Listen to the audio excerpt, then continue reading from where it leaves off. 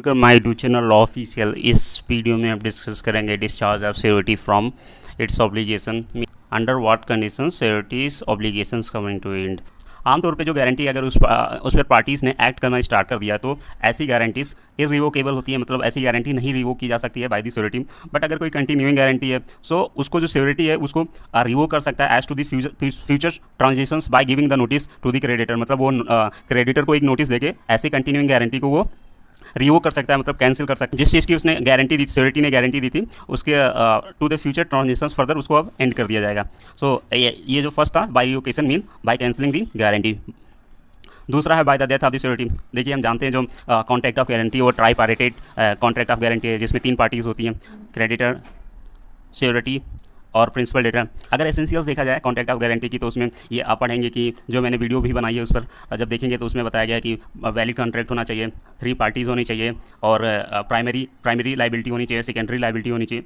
सो अगर 3 पार्टीज़ में से एक जो पार्टी अगर वो चली जाती है तो वो कॉन्ट्रैक्ट ऑफ गारंटी रहेगी नहीं। सो और जो सिक्योरिटी है अगर उसकी डेथ भी हो जाती है तो टू कंटिन्यूइंग गारंटी के लिए जब उसकी डेथ हो जाती है उसके बाद जो कंटिन्यूइंग गारंटी होती है वो मान लिया जाता है कम टू एंड, मतलब वो ख़त्म हो चुकी है।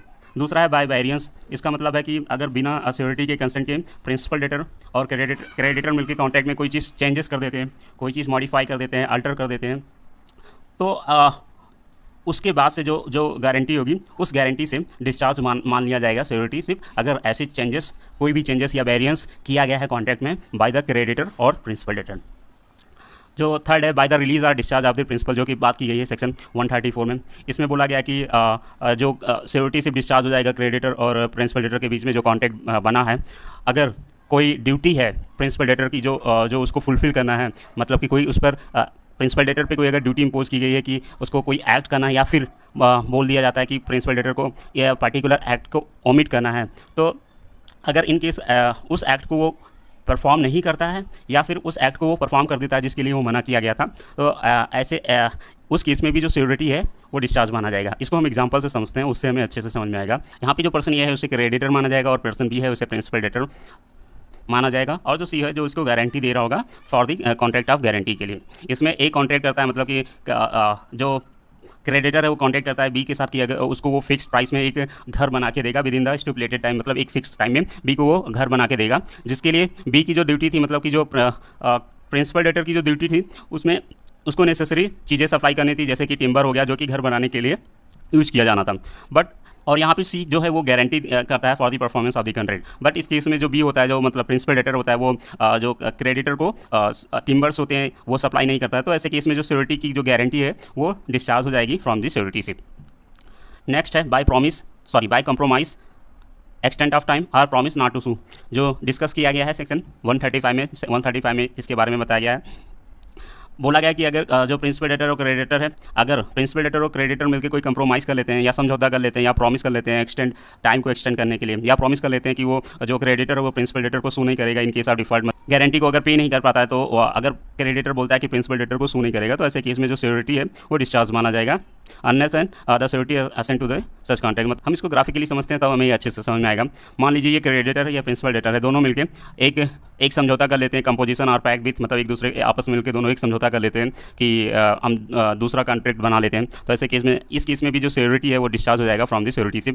या फिर क्रेडिटर और प्रिंसिपल डेटर मिलकर क्रेडिटर इसको प्रिंसिपल डेटर को टाइम एक्सटेंड कर देता है, जिसमें मान लीजिए केस था कि प्रिंसिपल डेटर को जो लोन है वो 1 साल के अंदर पे करना था, बट क्रेडिटर बोल देता है कि नहीं आप हमें 2 साल के अंदर भी दे सकते हैं, वो भी बिना कंसेंट के, सिक्योरिटी के कंसेंट के। तो इस केस में भी जो सिक्योरिटी है वो डिस्चार्ज हो जाएगा फ्रॉम दी सिक्योरिटी से।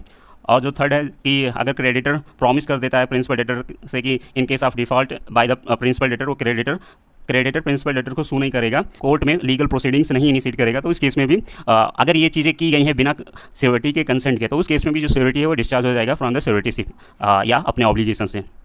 इसके बाद है bye impairing the security remedy की बताया गया है सेक्शन 139 में। अगर इसमें बताया गया कि अगर क्रेडिटर कोई एक्ट करता है जो कि इनकंसिस्टेंट है सिक्योरिटी के राइट से, या फिर कोई ऐसे एक्ट को ओमिट कर देता है जो कि क्रेडिटर की ड्यूटी थी कि वो सिक्योरिटी के बेनिफिट के लिए करे, बट अगर क्रेडिटर उस एक्ट को ओमिट कर देता है या फिर ऐसे जो रेमेडी है against the principal debtor security की, अगर उसको डिमाइज कर देता है या इम्पेयर कर देता है या डिमिनिश कर देता है, तो ऐसे केस में भी सिक्योरिटी है वो डिस्चार्ज हो जाएगा अपने ऑब्लिगेशन से।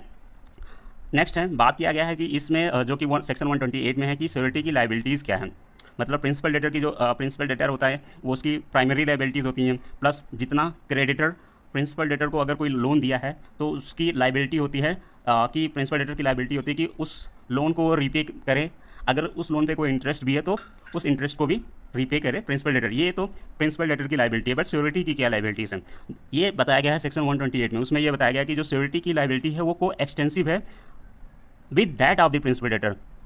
मतलब कि जो श्योरिटी की लाइबिलिटीज़ है वो इक्वल है प्रिंसिपल डेटर के। जितनी लाइबिलिटीज़ प्रिंसिपल डेटर की है उतनी ही लाइबिलिटी श्योरिटी की होती है, अगर कॉन्ट्रैक्ट में कोई अदर प्रोविज़न नहीं बनाया गया है या बताया गया है इन तीनों के बीच में। ए है जो गारंटी देता है बी को payment of a bill of exchange by the C. मतलब यहाँ पे जो प्रिंसिपल डेटर है वो बिल ऑफ एक्सचेंज क्रेडिटर से लेता है। बिल ऑफ एक्सचेंज हुआ जो ये नेगोशिएबल इंस्ट्रूमेंट में बताया गया कि बिल ऑफ एक्सचेंज क्या होता है।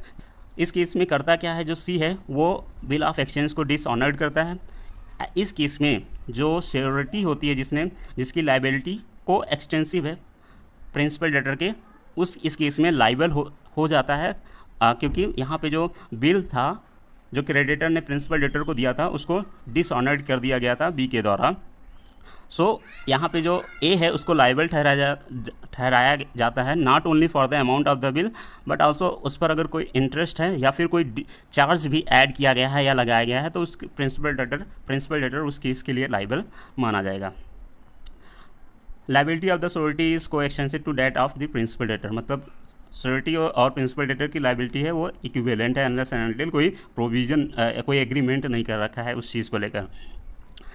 एक केस है बंसीलाल पंडित वर्सेस पंजाब नेशनल बैंक में। उसमें यह बताया गया था कि जो क्रेडिटर है वो किसी के भी अगेंस्ट में, चाहे प्रिंसिपल डेटर हो या श्योरिटी हो, किसी के भी अगेंस्ट में वो डिक्री को एग्जीक्यूट कर सकता है।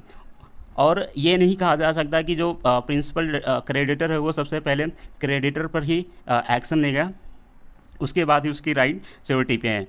बट इस केस में ये बोला गया था कि जो प्रिंसिपल डेटर है वो उसके डिस्क्रिप्शन पे है कि वो सबसे पहले डिक्री को किसके अगेंस्ट में एग्जीक्यूट कराना चाहता है, प्रिंसिपल डेटर या फिर श्योरिटी।